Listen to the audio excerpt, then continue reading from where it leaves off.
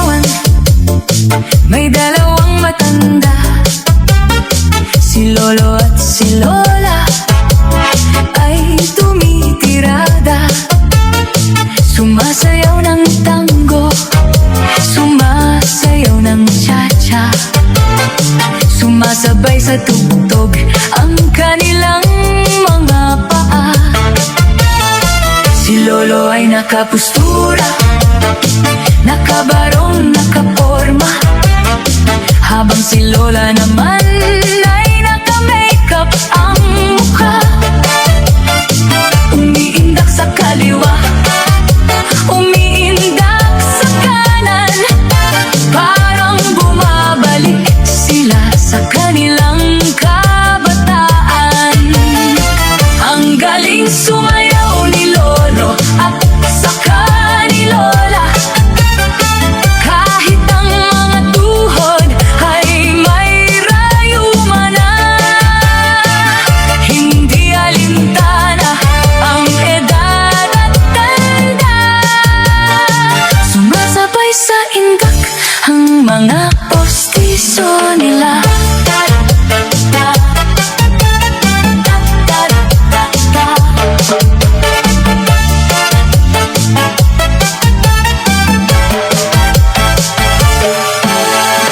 Kahit sumasakit na ang kanilang mga tuhod, basta't may sayawan, sila ay sumusugod.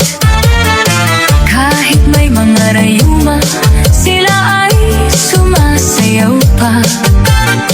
Sa tuwing marinig ang paboritong kanta, si Lolo ay nakapustura, nakabarong, nakaporma, habang si Lola naman ay naka-makeup ang mukha.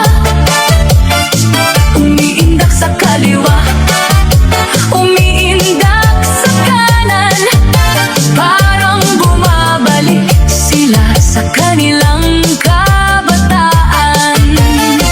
Ang galing sumayaw ni Lolo at saka ni Lola, kahit ang mga tuhod ay may rayuma na. Hindi alintana ang edad at tanda, sumasabay sa indak ang mga postiso nila.